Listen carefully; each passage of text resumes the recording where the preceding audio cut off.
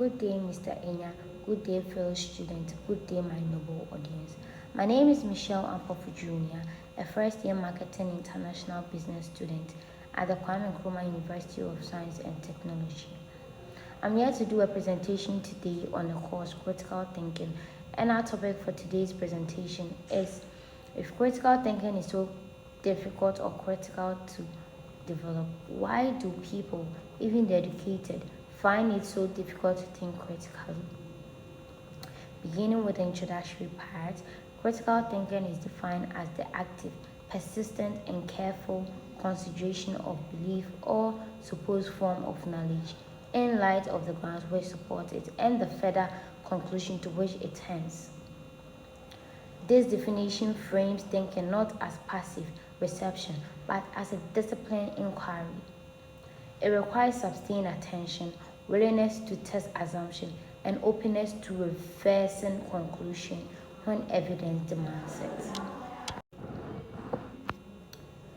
As the cognitive engine of human development, critical thinking transforms raw information into actionable, innovative solutions for complex societal challenges. It allows individuals and institutions to move beyond actions and towards deliberate design. Yet, a glaring paradox persists. If critical thinking is universally recognized as vital for progress, why do human beings, even the highly educated ones, frequently struggle to employ it? The answer lies in a complex interplay of human nature and a systematic conditioning. While education equips individuals with domain-specific knowledge, it rarely dismantles evolutionary cognitive shortcuts, deeply embedded emotional defenses, and conformist social educational systems that actively penalize independent thought. This essay argues that true critical thinking is not a passive byproduct of formal schooling, but an unnatural practice that requires the deliberate, ongoing subversion of psychological biases and cultural conditioning. Without this subversion, societies will continue to produce knowledgeable but uncritical citizens who cannot describe the world but cannot effectively change it. Good day, my name is Philippa Sichuapia. I'll be taking you through the case of critical thinking on development. Critical thinking is essential for development because it helps individuals, organizations, and governments to make informed and effective decisions in a rapidly changing world. As technology, automation, and artificial intelligence continue to shape the global economy, success depends on the ability to analyze information, question assumptions, and adapt to new evidence, rather than relying on outdated methods.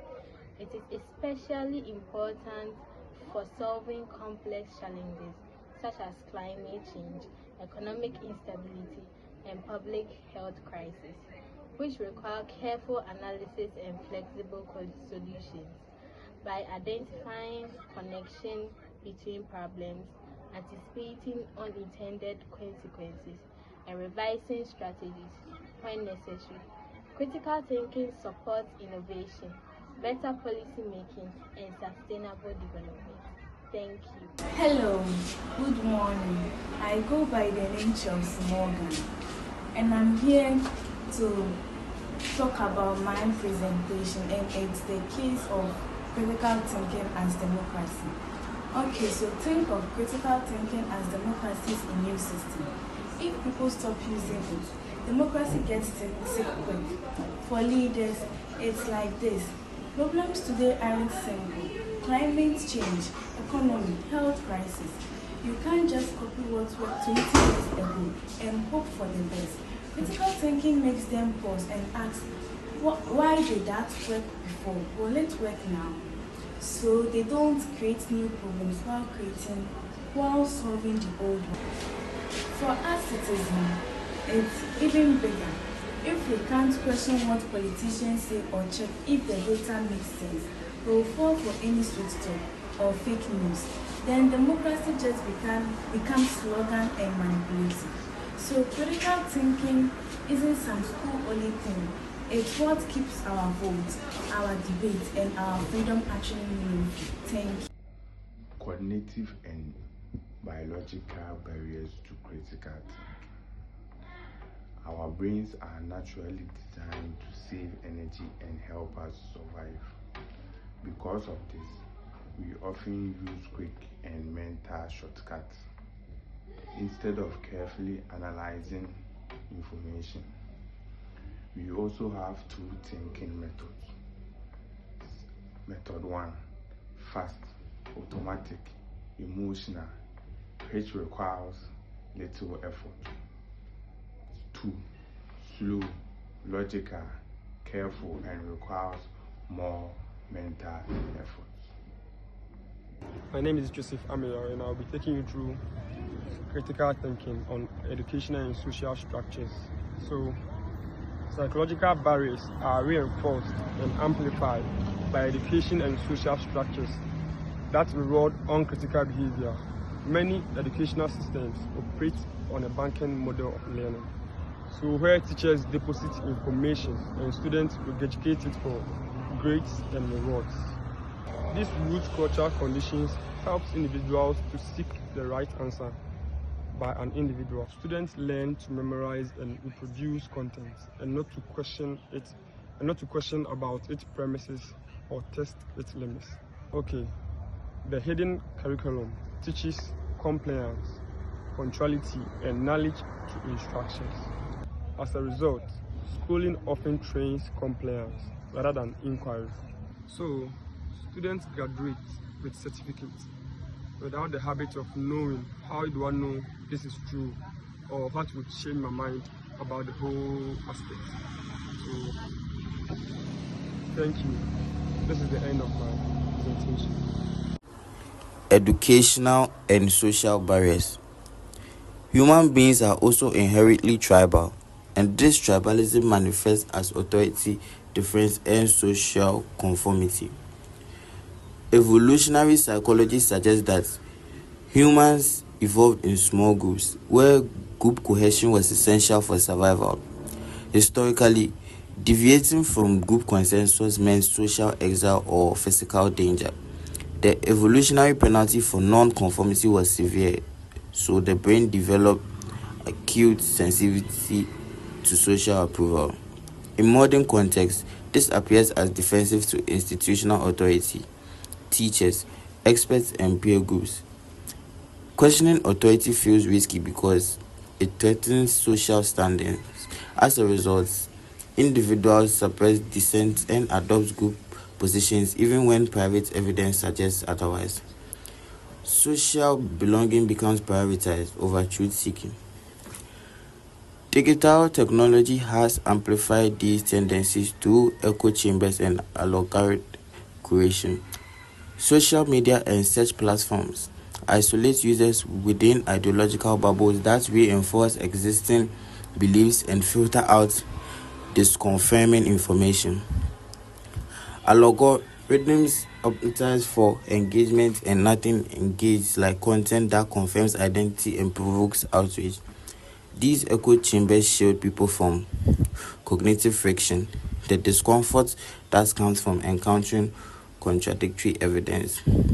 Without friction, group consensus consistently overrides empirical data. The result is a society that feels intellectually diverse but is functionally segregated into mutually reinforcing narratives. People on different sides of an issue no longer share a common factual baseline, making deliberation impossible.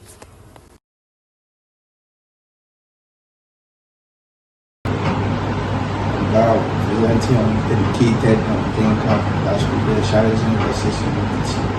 The interaction of the cognitive and social barriers produce one of modern society's most progressive fallacies. The assumption that a university degree automatically leads a critical thinker. This produces the paradox of the educational thinker. Highly educated individuals are often just as prone to bias as anyone else. In fact, The education frequently makes them better at inventing sophisticated, rationalized justifications for unexamined reasons. Education provides rhetorical tools, technical vocabulary, and statistical literacy that can be used to defend positions rather than test them. A lawyer can argue either side of a case. A scientist can cherry-pick data, and policy analysis can build a model that confirms a predetermined conclusion. The skills of analysis become tools of persuasion rather than the tools of discovery. This gap reflects the difference between credentialism and intellectual humility. Credentialism focuses on learning what to think. It emphasizes the memorization of specialized static content required to pass gatekeeping thresholds such as exams, certificates, and degrees. It treats knowledge as a product to be acquired and displayed. Intellectual humility, by contrast, involves the acute awareness of the limitations of one's own knowledge. It requires admitting uncertainty, seeking discomfort evidence, and revising beliefs when warranted. It treats knowledge as a process, not a possession. Without intellectual humility, formal education simply produces highly accumulated gymnastics who can defend positions persuasively without testing them critically. Thank you. So my section is about pathway forward. The main idea is that society and schools should help people develop critical thinking skills. Students should learn through questioning, discussion, and problem solving instead of only memorizing facts. Schools should also encourage people to learn from their mistakes and be open to different ideas. And finally, society should respect people who change their views when new evidence is available. Thank you. Good day, everyone. I go by the name Priscilla Treme, and I'm here to present on why do people, even educated, find it so difficult to think critically.